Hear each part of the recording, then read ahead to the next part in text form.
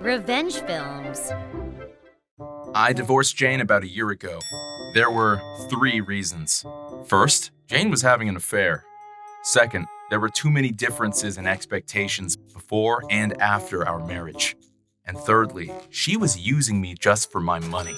Jane was 34 and I was 30, and we had no children. Jane was always known for her beauty among me and my friends. I was just a plain guy, so she was always out of my league. I never thought that I had a chance with her, but to my surprise, it was Jane who approached me one day. I took advantage of that opportunity, and after aggressively pursuing her, I was able to marry her quite easily. My income was about $3,500 a month when we first got married. But Jane complained about it almost immediately after we got married. That's not enough. We need to save money for when we have a child as well. Can you increase your hours? I loved Jane, so I didn't think twice about it. I expected my salary to be insufficient for the two of us. So, after she told me that, I started working Saturdays as well, and worked as much overtime as I could bear. One such day, I got a call from a friend. "You seem pretty intense recently, but is everything okay? I'd like to meet for a chat sometime if you can make the time for it." Well, Jane says that $3,500 isn't enough, and honestly, I was barely getting by when I was on my own. So I don't blame her for feeling that way, now that I have to support us both. That's why I'm so busy recently. I've managed to increase my salary to about $4,500 though. Huh? $3,500 isn't enough. Honestly, if it's just you two, I'd say that even $3,000 is enough to get by and save a little money while you're at it. Yeah, but Jane's thinking about our future child too. She wants to save money for that as well. I'm proud of how well planned she is. Well, you know what they say, love is blind. Yeah, whatever, man. But John ended up convincing me for over 3 hours to have his friend's father, who was a detective, do an investigation. I was shocked at what I found out. I was just an ATM machine. Jane was having an affair too. And before we got married, my in-laws had told me, We have plenty of savings too, so don't worry about us. but that was a lie. They were over $300,000 in debt. At this point, however, I still thought I had a chance to repair things. But new facts started surfacing and my in-laws' excuses were so bad, so I changed my mind. First off, I found out that the affair that Jane was having had started 2 years before we even started dating. And it was a junior employee at the same company that I worked at. Jane had been conspiring with him to leech my money. Next, my in-laws had assured me that they were debt-free, but actually were heavy in debt. I found out later that they too were relying on my money. Oh, and all that debt was gambling related. And I couldn't believe the words that came out of Jane when I confronted her. Well, what matters is that you love me, Jack, right? I love multiple people. If you can't accept that, that's on you. I haven't done anything wrong. I stood there, speechless from those words, and Jane continued firing. And the biggest reason is because you were always at work and I was lonely. So it's all your fault to begin with. Understand? $3,500 is not enough. Work more and make more money. The woman who said that was standing on a pedestal and scolding me. On top of that, my in-laws trespassed into my house. You're in the wrong, Jack. You reap what you sow. They took all my household appliances and my hobby collections that I had acquired over the years and sold them without my permission.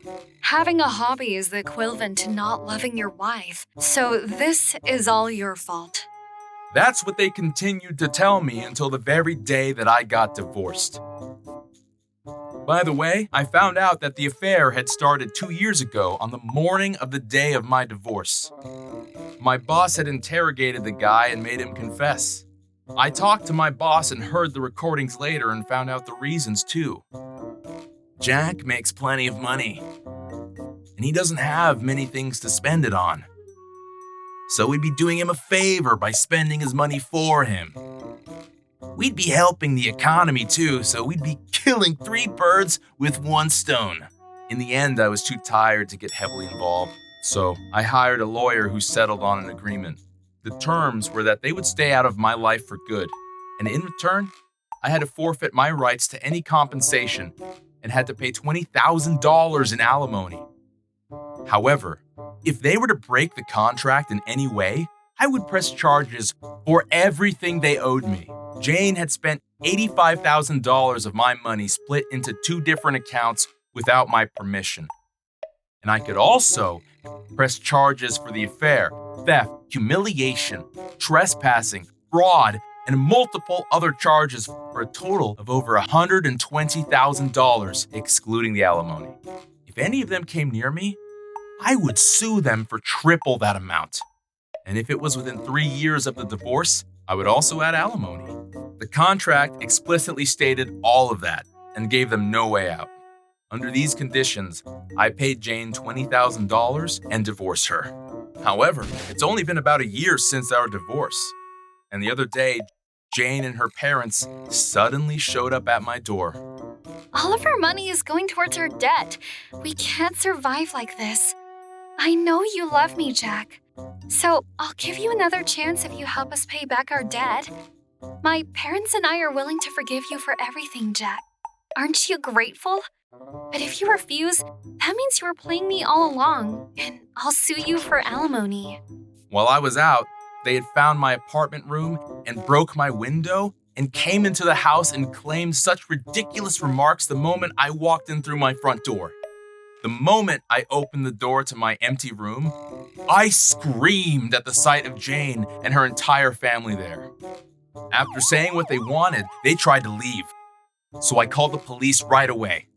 They arrived in 5 minutes, and all of them were arrested. I found out later from the police that they had even stolen valuables on their way out. After that, I just wanted to get rid of them, so I activated the contract. Jane used to be pretty, but she had to work hard as a night worker to pay me for my money, and she started looking all fatigued. Her beauty was her greatest asset, but with a face like that, she couldn't keep customers. And out of desperation, she started whoring herself out and quickly fell to the bottom of society. At this pace, I'm going to be an old man by the time she pays me back. But I don't want to push her too hard, because after all, she needs to be alive for me to get my money. When I talk to my friends about the situation, they often tell me how evil I am. But I don't get it. It's been about a year and a half since the incident, and Jane approached me just as I expected. So I was doing well. I even found a new girlfriend who I ran a background check on with permission from her parents. I was just too traumatized not to. Everything checked out, so we got happily married. Oh, by the way, I did make that junior employee pay up as well. His parents came to apologize and tell me that they would pay the money. But I wanted the kid to pay for what he did. And he didn't lose his job, so we came up with an agreement that I would receive monthly payments directly out of his monthly salaries. So now I have a worker who will take on any amount of work that I ask him to do and who can't run from the company. I take it easy on him though. I only collect 20% of his monthly pay. But at this pace, his payment will probably last until I'm an old man as well. Hopefully, he and Jane live long lives. How was today's video? If you enjoyed it, please subscribe, like, and leave a comment. Stay tuned for more.